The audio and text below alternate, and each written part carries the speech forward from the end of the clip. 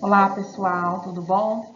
Vamos iniciar aí nossa jornada de ATPCs da unidade escolar. Então, na semana B, nós teremos algumas ATPCs que são da unidade escolar e essas ATPCs serão disponibilizadas para vocês através da plataforma do YouTube, tá bom? Então, nós vamos gravar eu, o Alex, o Edson, gravaremos as ATPCs para vocês e aí vocês vão assistindo aí dentro do cronograma de ATPCs de vocês, tá? E aí hoje a gente vai trabalhar um pouquinho sobre os registros das atividades pedagógicas diversificadas, né? Como vocês sabem agora, principalmente os professores que aderiram ao novo plano de carreira, precisam de cumprir essa jornada dentro da unidade escolar ou, exclusivamente esse ano de 2022, precisam de cumprir dentro das ATPLs, né? Pode ser em casa, tudo bonitinho, ou na unidade escolar. Então, a gente vai trabalhar um pouquinho aqui, dentro da resolução 58. Quais são as atividades que vocês vão desenvolver? Como que vocês vão preencher essa planilha? O que está dentro? E aí a gente fez aqui meio que um compilado de algumas informações para poder auxiliar vocês no preenchimento das planilhas, tá? Lembrando que as planilhas precisam ser entregues no último dia do mês, último dia útil do mês, né, que vocês estão, que no caso estamos em agosto, essa planilha precisa ser entregue para a gestão da escola no último dia útil para poder validar esses apontamentos para fins de pagamento, tá? E os professores que estão fazendo na unidade escolar, não há necessidade do preenchimento dessa planilha.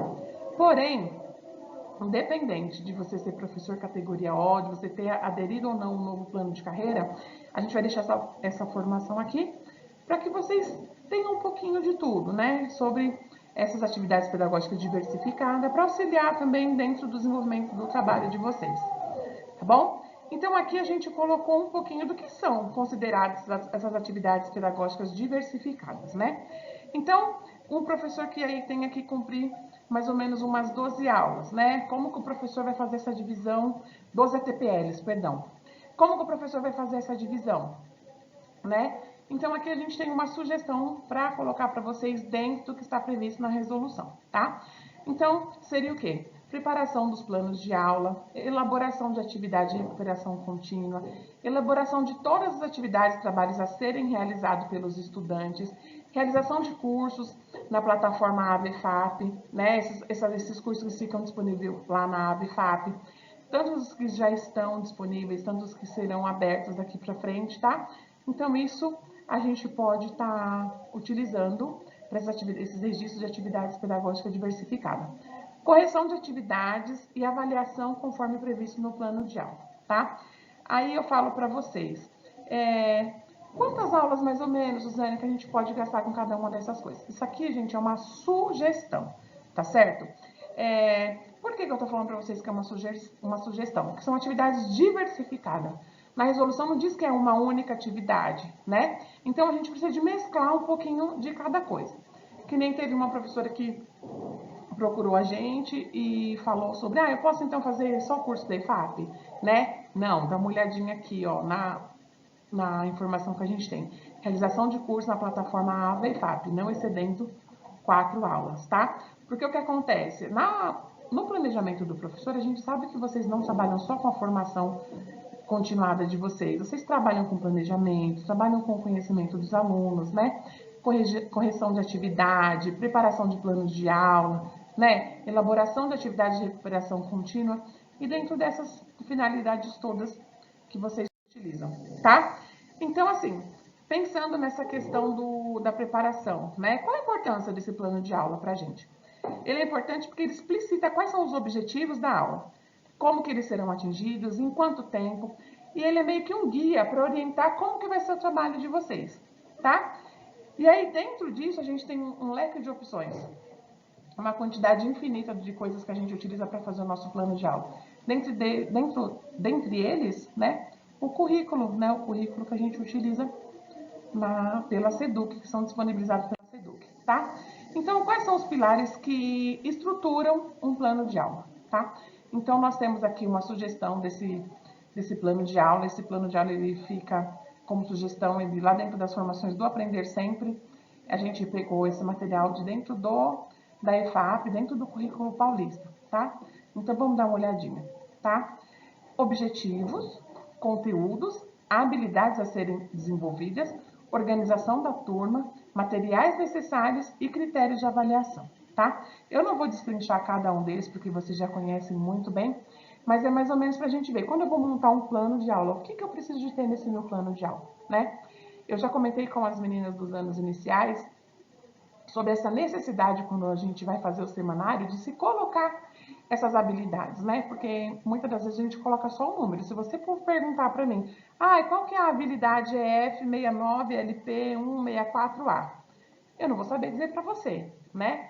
E aí, o professor também, a gente não vai decorar todas essas habilidades que a gente tem, não. Então, aí faz importante a gente colocar, por quê? Para a gente saber a habilidade, para a gente não perder também o foco daquilo que a gente está trabalhando com o nosso estudante, né? Então, vamos lá. Analisar as formas de composição dos gêneros textuais do campo jornalístico, né? Então, enfim, descreve aí essas habilidades de uma forma que vocês vão conseguir ter acesso sempre quando vocês forem mexer nesse plano de aula, tá bom? Elaboração de atividades de recuperação contínua, né? O que é essa recuperação contínua? Ela é uma ação de intervenção imediata e ela é voltada para as necessidades de aprendizagem específicas de cada estudante, tá? Quando que ela tem que ocorrer, essa recuperação contínua? Durante todo o momento de aulas regulares. Que exemplo? Você deu uma atividade, você trabalhou uma habilidade com os alunos, você fez uma verificação de tudo aquilo que você já apresentou para o estudante. Só que aí você percebeu que o aluno não... faltou alguma coisa, né? Então, esse processo, ele vai acontecendo, essa recuperação contínua, esse momento de ir e vir, tá? Dentro das atividades. Então, a gente tem que estar sempre de olho nessa recuperação contínua, para a gente dar conta de tudo aquilo que a gente propôs dentro do nosso plano. Quando a gente avalia, a avaliação nada mais é do que de eu verificar tudo aquilo que eu propus, de fato eu consegui alcançar, meu aluno conseguiu aprender, né? Com base nisso, a gente vai conseguindo retomar o nosso planejamento, fazer algumas adequações caso se faça necessário.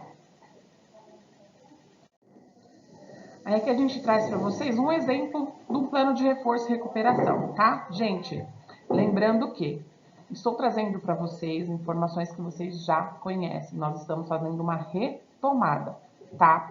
Vocês já têm o planejamento de vocês, já tem a rotina, o semanário. O professor dos anos finais e médios já tem o seu caderno de planejamento. Gente, isso aqui é mais uma sugestão para nortear e facilitar o trabalho de vocês, tá? Então, quando a gente fala no plano de reforço e recuperação dos professores, a gente está falando sobre o quê? Que é um plano principalmente dos estudantes dos sextos anos, que contam com as professoras de português e matemática e as PRR, tá? Que são as professoras de reforço e recuperação. Esses planos que a gente precisa de fazer, eles precisam de estar em consonância, né? O professor regente e o professor PRR precisam estar em consonância, né? Porque uma das questões que me foi perguntada por uma professora no caso, eu sou professora PRR, como que eu vou fazer esse planejamento? Vocês também trabalham com esse planejamento juntamente com as professoras, né? Então, vocês trabalham em conjunto, vocês trabalham elaborando junto as atividades, né? O professor regente elabora, a gente estuda, a gente vê quais são as defasagens, a gente, principalmente os estudantes do terceiro ano que estão fazendo os agrupamentos produtivos, né? Então, vocês têm o planejamento de vocês, né? Tem as professoras dos primeiros aninhos que estão acompanhando o processo de alfabetização. Então, vocês vão fazendo esse planejamento junto com a professora regente da sala, tá? Então, aqui trouxe uma sugestão, né? Um modelinho desse plano de reforço e recuperação. Eles devem nortear o trabalho de vocês, tá? Quando a gente fala de planejamento, é um plano. Então, é uma coisa que eu vou ter antes. Antes, com base no que eu conheço, o diagnóstico que eu tenho da minha turma, eu vou montar um plano. Esse plano a gente precisa de seguir, tá? Quando a gente fala aqui da questão do planejamento, o que é um planejamento, né? É fundamental planejar, por quê? Porque permite que a gente tenha maior clareza de quais são as metas do trabalho pedagógico, né?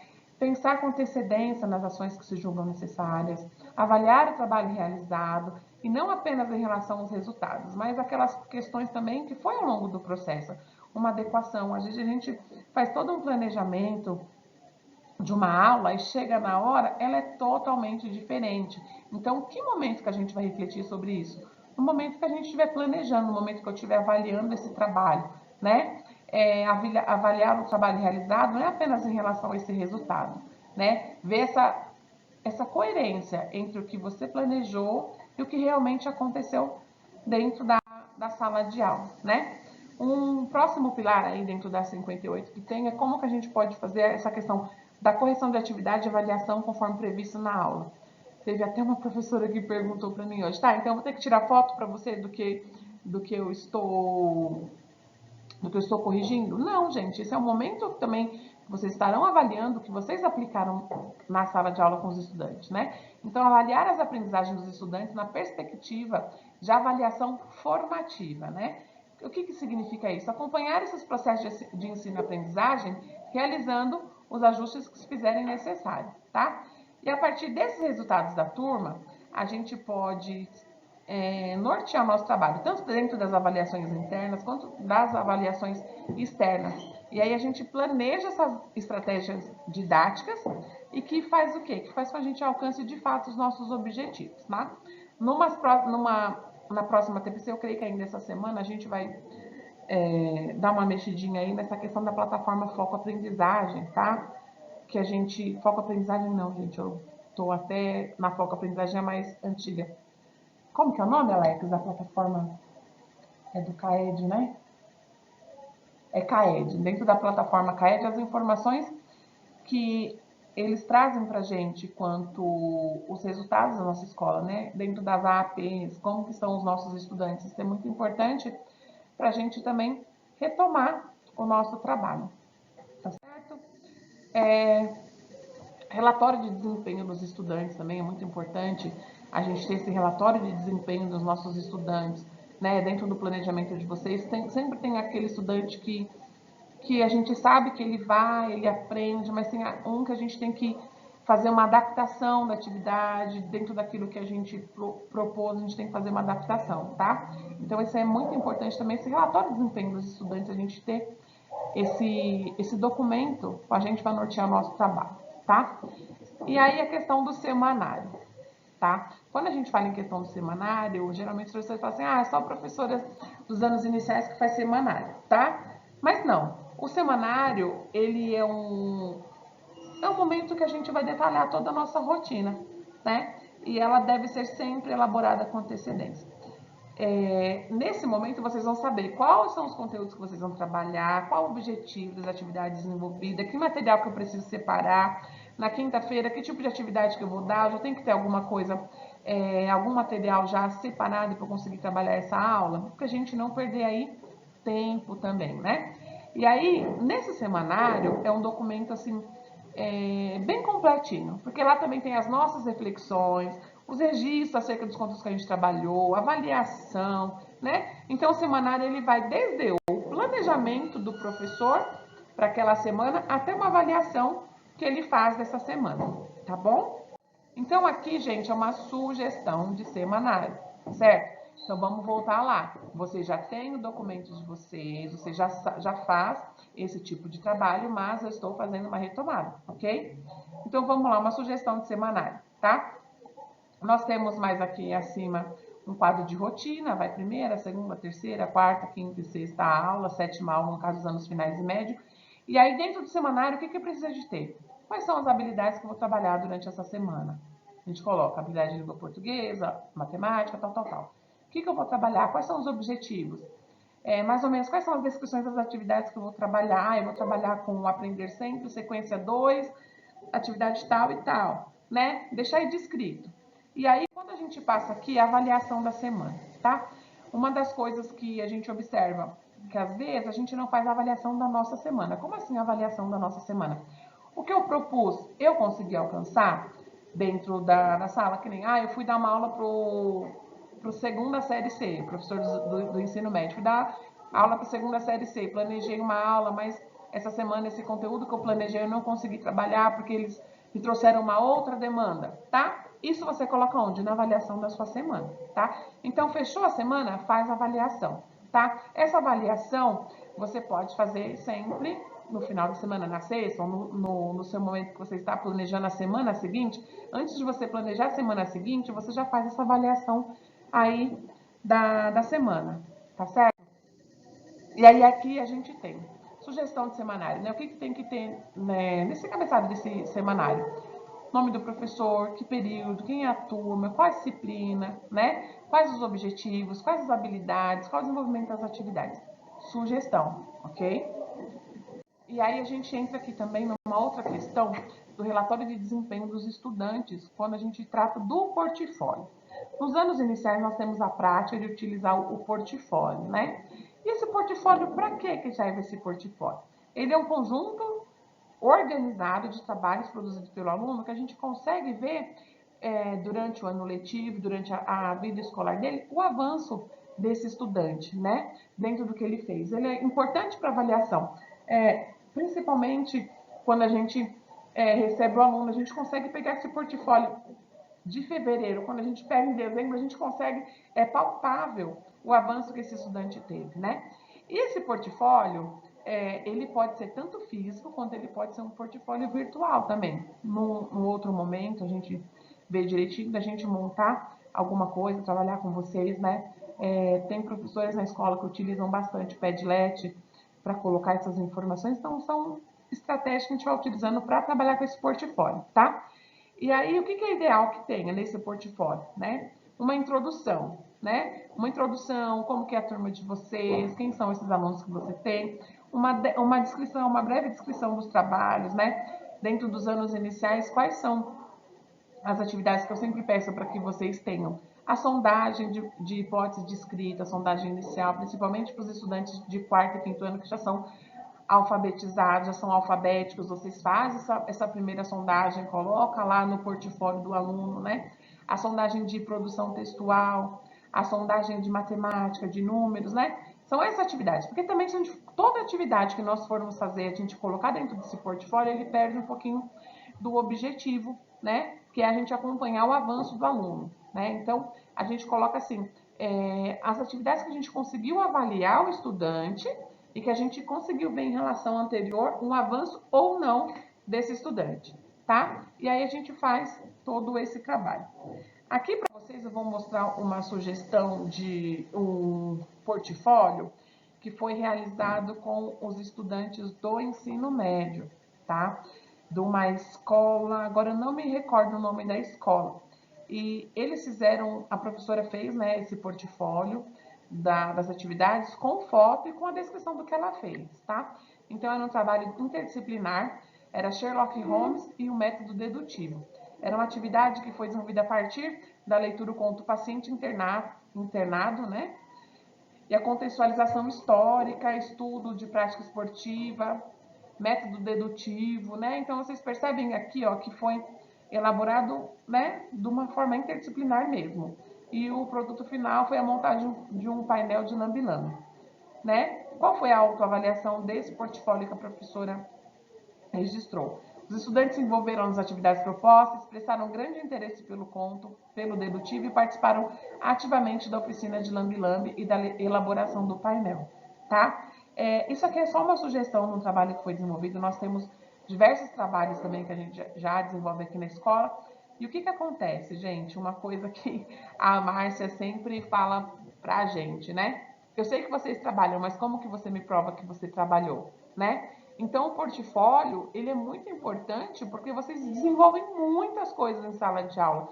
Vocês desenvolvem muitos trabalhos que muitas das vezes acabam ficando apenas dentro da sala de aula, né? Então, é importante que a gente crie esse portfólio, que a gente utilize essas atividades, a gente sai dos muros da sala de aula para que essas boas práticas cheguem também em outros professores, né? Para a gente desenvolver aí um bom trabalho para alcançar mais pessoas também, tá?